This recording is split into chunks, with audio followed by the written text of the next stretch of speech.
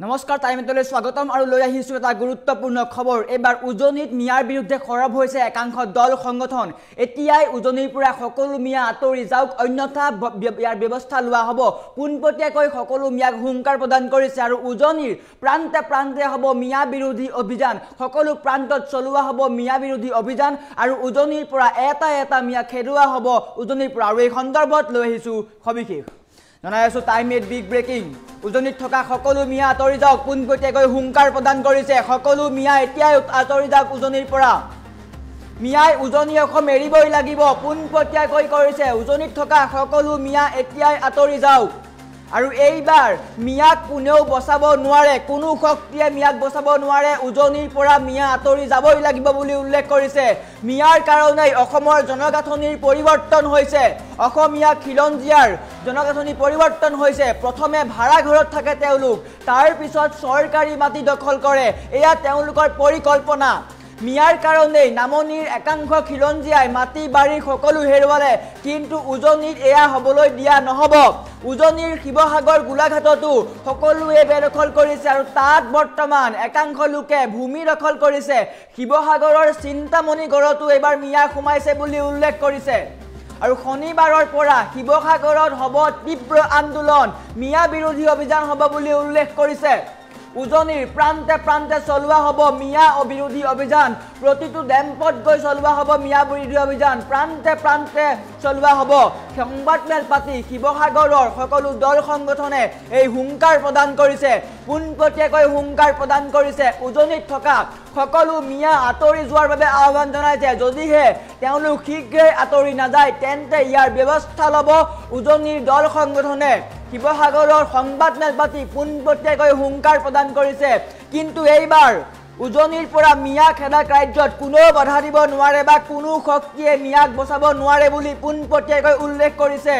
এই মিয়াসকলৰ কাৰণেই অসমৰ জনগাঁথনি পৰিৱৰ্তন হৈছে অসমীয়া খিলঞ্জীয়া লোকৰ মাটি বাৰী হেৰুৱাইছে যাৰ বাবে বৰ্তমান শংকাত ভুগিছে অসমীয়া আৰু বৰ্তমান সকলো মিয়াক আতৰি যোৱাৰ বাবে আহ্বান জনাইছে অন্যথা বিহিত ব্যৱস্থা ল'ব অসমৰ দল সংগঠনে আৰু শনিবাৰৰ পৰা ৰাজ্যৰ প্ৰান্তে প্ৰান্তে চলিব মিয়া বিৰোধী অভিযান ৰাজ্যৰ চুকে কোণে সকলো মিয়াক বিচাৰি উজনিৰ পৰা খেদুৱা হ'ব বুলি উল্লেখ কৰিছে উজনিত কোনো মিয়া থাকিব নোৱাৰে উজনি কেৱল অসমীয়া খিলঞ্জীয়াৰ ভূমি আৰু বৰ্তমান সংবাদমেল পাতি এই কথা ঘোষণা কৰিছে শিৱসাগৰৰ সংবাদমেল পাতি এই কথা ঘোষণা কৰিছে স্পষ্টকৈ উল্লেখ কৰিছে উজনিত থকা সকলো মিয়া আতৰি যাওক মিয়াই উজনি অসম এৰিবই লাগিব পুনপটীয়াকৈ হুংকাৰ প্ৰদান কৰিছে তেওঁলোকে শীঘ্ৰেই অসম এৰক অন্যথা বিয়াৰ বিহিত ব্যৱস্থা ল'ব লাগিব উজনি অসমত কোনো মিয়া থাকিব নোৱাৰে এওঁলোকৰ কাৰণে মহিলাসকলৰ সুৰক্ষা নাই একাংশ মিয়াৰ কাৰণে মহিলাই বাহিৰত ওলাব নোৱাৰে এই কথাও স্পষ্টকৈ উল্লেখ কৰিছে মিয়াৰ কাৰণে অসমীয়াৰ জনগাঁথনি পৰিৱৰ্তন হৈছে মিয়াৰ কাৰণে অসমীয়াৰ ব্যৱসায় নাইকিয়া হৈছে মিয়াই অসমীয়াৰ ব্যৱসায় গ্ৰাস কৰিছে বুলি উল্লেখ কৰিছে প্ৰথমে এওঁলোকে এটা ভাড়া ঘৰত থাকে তাৰ পিছত চৰকাৰী ভূমি দখল কৰি নিজৰ বসতি স্থাপন কৰে আৰু বংশ বৃদ্ধি কৰি এখন গাঁও স্থাপন কৰে যাৰ ফলত অসমীয়া বৰ্তমান সংখ্যালঘু হোৱাৰ দিশে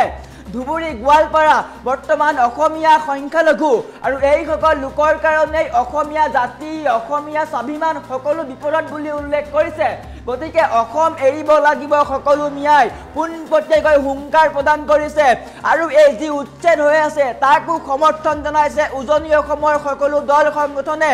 আৰু এই উচ্ছেদক লৈ যিসকল নেতাই ৰাজনীতি কৰি আছে তেওঁলোককো সকিয়নি প্ৰদান কৰিছে ঐতিহাসিক শিৱসাগৰৰ পৰাই সেইসকল নেতাক সকিয়নি যিসকলে মিয়া নামত ৰাজনীতি কৰিছে উচ্ছেদৰ নামত ৰাজনীতি কৰিছে ঘৰিয়ালৰ চকুপানী টুকিছে বুলি উল্লেখ কৰিছে আৰু পোনপটীয়াকৈ সেইসকলক সকিয়নি প্ৰদান কৰিছে যদিহে তেওঁলোকে উচ্ছেদৰ নামত ধৰ্মীয় মেৰুকৰণ কৰি অসমত অশান্তিৰ সৃষ্টি কৰে তেন্তে শিৱসাগৰৰ ৰাইজ তথা উজনিৰ ৰাইজে এয়া বিহিত ব্যৱস্থা ল'ব বুলি উল্লেখ কৰিছে আৰু পোনপটীয়াকৈ কৈছে উজনিত থকা সকলো মিয়া আতৰি যাওক অন্যথা উজনিৰ জনতাই কিন্তু ক্ষমা নকৰে উজনি কেৱল অসমীয়াৰ কাৰণে দেশী জলহা গৰিয়া সকলো অসমীয়া ৰাইজ উচ্ছেদত তেওঁলোকে সমৰ্থন কৰিছে কিন্তু যিসকল অবৈধ নাগৰিক যিসকল মিয়া তেওঁলোকৰ বিৰুদ্ধে সকলো একত্ৰিত হৈছে সকলো ওলাই আহিছে আৰু সকলো মহিলাকো একত্ৰিত হোৱাৰ আহ্বান একাংশ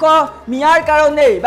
কাৰণে অসমীয়া মহিলা বৰ্তমান সুৰক্ষা নাই বুলি উল্লেখ কৰিছে আৰু পুৰুষৰ সমানে সকলো মহিলাক এই ক্ষেত্ৰত সহযোগ দিবলৈ আহ্বান জনাইছে আৰু পোনপটীয়াকৈ সংবাদ মেল পাতি ঘোষণা কৰিছে বা হুংকাৰ প্ৰদান কৰিছে উজনিত থকা সকলো মিয়া আঁতৰি যাওক অন্যথা ইয়াৰ পৰিণাম ভয়ংকৰ হ'ব অসমৰ সকলো খিলঞ্জীয়াক একত্ৰিত হোৱাৰ আহ্বান জনাইছে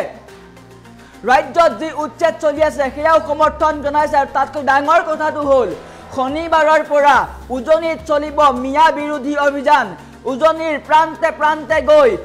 সকলো দল সংগঠনে মিয়া বিৰোধী অভিযান চলাব আৰু সকলো মিয়াক উজনিৰ পৰা খেদা হ'ব বুলি উল্লেখ কৰিছে কোনো মিয়া উজনিত থাকিব নোৱাৰে উজনিত তেওঁলোকে প্ৰথমে ব্যৱসায় কৰিবলৈ আহে কাঠ মিস্ত্ৰীৰ কাৰণে আহে পকা মিস্ত্ৰী কৰিবলৈ আহে তাৰ পিছত তেওঁলোকে বসতি স্থাপন কৰি অসমত নিজৰ বসতি স্থাপন কৰে বংশ বৃদ্ধি কৰে তাৰ পিছতেই তেওঁলোকে নিজৰ জনগাঁথনি বৃদ্ধি কৰে মুছলমানৰ জনগাঁথনি বৃদ্ধি কৰে যাৰ ফলত অসমীয়া লোক বৰ্তমান সংখ্যালঘু হৈ পৰিছে হিন্দু লোক সংখ্যালঘু হৈ পৰিছে বুলি উল্লেখ কৰিছে আৰু বৰ্তমান পোনপটীয়াকৈ উল্লেখ কৰিছে যে উজনিত থকা সকলো মিয়া আঁতৰি যাওক অন্যথা ইয়াৰ পৰিণাম ভীষণ হ'ব কোনো উজনিৰ লোকে মিয়াক সহ্য নকৰে আজি যোৰহাটত যি কাণ্ড সংঘটিত হ'ল তাকো তেওঁলোকে ক্ষোভ প্ৰকাশ কৰিছে একাংশ লোকৰ বাবে তেওঁলোকে সাহস পাইছে অসমীয়া লোকক তেওঁলোকে হাত উঠাইছে মিয়াই অসমীয়াৰ গাত হাত উঠাবলৈ সাহস ক'ত পালে বুলি প্ৰশ্ন উত্থাপন কৰিছে আৰু এইবাৰ স্পষ্টকৈ কৈছে যে এইবাৰ মিয়াক কোনো শক্তিয়ে বচাব নোৱাৰে বহুত হৈ গ'ল ধৰ্মৰ নামত ৰাজনীতি বহুত হৈ গ'ল ঘৰিয়ালৰ চকুপানী টুকা বৰ্তমান কিন্তু অসমীয়া জাগিছে অসমীয়া জাতি ৰক্ষাৰ কাৰণে অসমীয়া মনে বহি নাথাকে বুলি উল্লেখ কৰিছে আৰু পোনপটীয়াকৈ উল্লেখ কৰিছে যে উজনিত থকা সকলো মিয়া আঁতৰি যাব লাগিব অন্যথা ভয়ংকৰ পৰিণতি হ'ব আৰু এইবাৰ মিয়াক কোনেও বচাব নোৱাৰে কোনো শক্তিয়ে মিয়াক বচাব নোৱাৰে শনিবাৰৰ পৰা উজনিত হ'ব তীব্ৰ আন্দোলন মিয়া বিৰোধী অভিযান হ'ব কোনো শক্তিয়ে বচাব নোৱাৰে বুলি উল্লেখ কৰিছে এই সকলৰ কাৰণেই অসমীয়াই মাটি বাৰী সকলো হেৰুৱাইছে অসমীয়া মহিলা ঘৰৰ পৰা বাহিৰলৈ ওলাব নোৱাৰে পোনপটীয়াকৈ উল্লেখ কৰিছে গোলাঘাটত এই সকল লোকেই নিজৰ বসতি স্থাপন কৰি খিলঞ্জীয়াৰ অৰ্থনীতি গ্ৰাস কৰিছিলে আৰু এওঁলোকে বৰ্তমান সময়ত অসমীয়া জাতি নিশেষ কৰাৰ পৰিকল্পনা কৰিছে গতিকে সকলো অসমীয়া সজাগ হ'ব লাগিব আৰু বৰ্তমান উজনিত যিসকল মিয়া আছে তেওঁলোকক সকীয়াই দিছে যে আপোনালোকে এতিয়াই উজনি অসম ত্যাগ কৰক অন্যথা কিন্তু ইয়াৰ পৰিণাম ভীষণ হ'ব কোনো শক্তিয়ে আপোনালোকক বচাব নোৱাৰে মিয়াৰ কাৰণে অসমৰ জনগাঁথনি পৰিৱৰ্তন হৈছে মিয়াৰ কাৰণে হিন্দু বৰ্তমান সংখ্যালঘু হৈছে মিয়াৰ কাৰণে খিলঞ্জীয়াৰ অৰ্থনীতি ধ্বংস হৈছে আৰু বৰ্তমান তেওঁলোকে ভাড়া ঘৰত থাকে ভাড়া ঘৰৰ পৰা তেওঁলোকে চৰকাৰী মাটিত বসতি স্থাপন কৰে তাৰ পিছত এঘৰ দুঘৰৰ পিছত বিভিন্ন শ ঘৰ হৈ এখন গাঁও সৃষ্টি কৰি সংখ্যালঘু গাঁও ৰূপে পৰিণত কৰে তাৰ পিছত তেওঁলোকে মাদ্ৰাসা খোলে মছজিদ খোলে তাৰ পিছতে হিন্দু তাত সংখ্যালঘু হৈ পৰে এয়া হৈছে পৰিকল্পনা তেওঁলোকৰ ইয়া ভীষণ ষড়যন্ত্ৰ বুলি উল্লেখ কৰিছে আৰু বৰ্তমান সকলো লোকক সজাগ হোৱাৰ আহ্বান জনাইছে আৰু আটাইতকৈ ডাঙৰ কথাটো হৈছে যে উজনিত থকা সকলো মিয়া বৰ্তমান আঁতৰি যাওক অন্যথা কিন্তু ইয়াৰ ভয়ংকৰ পৰিণাম হ'ব শিৱসাগৰতো বৰ্তমান উচ্ছেদ চলাব লাগে বুলি উল্লেখ কৰিছে যিসকলে উচ্ছেদৰ নামত ৰাজনীতি কৰিছে তেওঁলোককো সকীয়াই দিছে ঐতিহাসিক শিৱসাগৰৰ পৰাই একাংশ নেতাক সকীয়াই দিছে তেওঁলোকে উচ্ছেদৰ নামত ৰাজনীতি বন্ধ কৰক ধৰ্মৰ নামত ৰাজনীতি বন্ধ কৰক ধৰ্মীয় মেৰুকৰণ কৰি অসম অশান্ত নকৰিব আপোনালোকৰ কাৰণে অসম অশান্ত হৈছে উচ্ছেদ হৈছে কেৱল অসমীয়া জাতি ৰক্ষাৰ কাৰণে যিসকল লোক অসমীয়া তেওঁলোকক উচ্ছেদ কৰা নাই যিসকল লোক খিলঞ্জীয়া তেওঁলোকক উচ্ছেদ কৰা নাই যিসকলৰ মাটিৰ পট্টা আছে তেওঁলোকক উচ্ছেদ কৰা নাই উচ্ছেদ কৰিছে কেৱল সংখ্যালঘু যিসকলৰ ঘৰ ভেটি নাই মাটি নাই বা ভূমিৰ পট্টা নাই তেওঁলোকক উচ্ছেদ কৰিছে ৭১ আগত অহা কোনো লোকক উচ্ছেদ কৰা নাই কিন্তু তাৰ পিছতো একাংশ নেতাই কেৱল মাত্ৰ স্বাৰ্থত কেৱল মাত্ৰ ৰাজনীতিৰ কাৰণে বৰ্তমান অসমত ধ্বংসৰ সৃষ্টি কৰিছে ৰাজনীতি কৰিছে কিন্তু বৰ্তমান সকলো সজাগ হ'ব ৰৈছে যিসকলে এই ৰাজনীতি কৰিছে তেওঁলোকক শীঘ্ৰে এইবিলাক বন্ধ কৰাৰ আহ্বান অন্যথা কিন্তু উজনি অসমৰ ৰাইজে ৰেহাই নিদিয়ে ২৬ত ইয়াৰ পৰিণাম ভয়ংকৰ হ'ব আৰু বৰ্তমান উজনিৰ সকলো মিয়াক আঁতৰি যোৱাৰ আহ্বান জনাইছে সংযুক্ত নাগৰিক ন্যায় উজনি অসমত বিভিন্ন কামত পকা মিস্ত্ৰী হওক, ইটা ভাটা হওক, আপোনাৰ বেটেৰী ৰিক্সা হওক, লোহাৰ ডেম হওক বা আপোনাৰ ৰাস্তা কামত নিয়োজিত হৈ আছে। এইসকল সন্দেহযুক্ত ন্যায় কিন্তু অতি শীঘ্ৰে উজনি অসম এৰিব লাগিব, সেইটো স্পষ্ট কথা। আৰু এইবাৰ কোনো ম্যাদ কিন্তু কোনো শক্তিয়ে বচাব নোৱাৰে, কাৰণ ন্যায় উজনি অসম এৰিবই লাগিব। কাৰণ এই ন্যায়ৰ কাৰণে আজি অসমৰ জনগাঁথনিৰ ব্যাপক পৰিৱৰ্তন হৈছে। এই ন্যায়সমূহৰ কাৰণে আজি অসমৰ জনগাঁথনিৰ ব্যাপক পৰিৱৰ্তন হৈছে। প্ৰথমতে ন্যায়সমূহে ভাড়াঘৰত থাকে, তাৰ পিছত তেওঁলোকে চৰকাৰী মাটি দখল কৰি তেওঁলোকে গাঁও সাজিবলৈ আৰম্ভ কৰে। আজি ন্যায়সমূহৰ কাৰণে নামনিৰ যিসকল খিলঞ্জীয়া ভূমিপুত্ৰ মানুহ আছে, এই খিলঞ্জীয়া ভূমিপুত্ৰ মানুহসকলে তেওঁলোকে মাটি বাৰী হেৰুৱাবলগীয়া হৈছে। আৰু এতিয়া ন্যায়বোৰে নামনি অঞ্চলত গ্ৰাস কৰি এতিয়া উজনিলৈ ঢাপলি মেলিছে। আজি আপোনালোকে মন কৰিব, উজনিৰ আজি গোলাঘাটৰ উৰিয়ামঘাটত বেদখল হৈছে, আজি উজনিৰ গোলাঘাটৰ নেঘেৰি বিলত আজি বেদখল হৈছে, শিৱসাগৰত বেদখল হৈছে। শিৱসাগৰৰ দৰবাৰ ফিল্ডৰ পৰা ডিমৌ নদীৰ বাওঁফালে কবৰস্থানৰ সমীপৰ পথাৰ ঘাটলৈকে কিন্তু এতিয়া সন্দেহযুক্ত নাগৰিকে চৰকাৰী মাটি বেদখল কৰি কিন্তু ডাঙৰ তেওঁলোকে গাঁও সাজিছে। আজি খাট পথাৰত আজি সন্দেহযুক্ত নাগৰিক সোমাইছে, আজি চিন্তামণি গাঁৱত নিয়া সোমাইছে, আজি মেটেকা আমগুৰি গাঁৱৰ মথাউৰিৰ মাজৰ নিশ নদীৰ ফালে দিহিং খালৰ কাষত কিন্তু আজি বেদখল হৈছে। গতিকে চৰকাৰে অকল নামনিত উচ্ছেদ কৰিলে নহব, শিৱসাগৰ জিলাতো কিন্তু যিসমূহ বেদখল হৈছে এই বেদখল উচ্ছেদ কৰিব লাগিব, ন্যায় খেদিব লাগিব। যিসকল সন্দেহযুক্ত নাগৰিক ন্যায় উজনি অসমত বিভিন্ন কামত পকা মিস্ত্ৰী হওক, ইটা ভাটা হওক, আপোনাৰ বেটেৰী ৰিক্সা হওক, লোহাৰ ডেম হওক বা আপোনাৰ ৰাস্তা কামত নিয়োজিত হৈ আছে, এইসকল সন্দেহযুক্ত ন্যায় কিন্তু অতি শীঘ্ৰে উজনি অসম এৰিব লাগিব, সেইটো স্পষ্ট কথা। আৰু এইবাৰ কোনো ম্যাদ কিন্তু কোনো শক্তিয়ে বচাব নোৱাৰে, কাৰণ ন্যায় উজনি অসম এৰিবই লাগিব। কাৰণ এই ন্যায়ৰ কাৰণে আজি অসমৰ জনগাঁথনিৰ ব্যাপক পৰিৱৰ্তন হৈছে। এই ন্যায়সমূহৰ কাৰণে আজি অসমৰ জনগাঁথনিৰ ব্যাপক পৰিৱৰ্তন হৈছে। প্ৰথমতে ন্যায়সমূহে ভাড়াঘৰত থাকে, তাৰ পিছত তেওঁলোকে চৰকাৰী মাটি দখল কৰি তেওঁলোকে গাঁও সাজিবলৈ আৰম্ভ কৰে। আজি ন্যায়সমূহৰ কাৰণে নামনিৰ যিসকল খিলঞ্জীয়া ভূমিপুত্ৰ মানুহ আছে, এই খিলঞ্জীয়া ভূমিপুত্ৰ মানুহসকলে তেওঁলোকে মাটি বাৰী হেৰুৱাবলগীয়া হৈছে। আৰু এতিয়া ন্যায়বোৰে নামনি অঞ্চলত গ্ৰাস কৰি এতিয়া উজনিলৈ ঢাপলি মেলিছে। আজি আপোনালোকে মন কৰিব, উজনিৰ আজি গোলাঘাটৰ উৰিয়ামঘাটত বেদখল হৈছে, আজি উজনিৰ গোলাঘাটৰ নেঘেৰি বিলত আজি বেদখল হৈছে, শিৱসাগৰত বেদখল হৈছে, শিৱসাগৰৰ দৰবাৰ ফিল্ডৰ পৰা ডিমৌ নদীৰ বাওঁফালে কবৰস্থানৰ সমীপৰ পথাৰ ঘাটলৈকে কিন্তু এতিয়া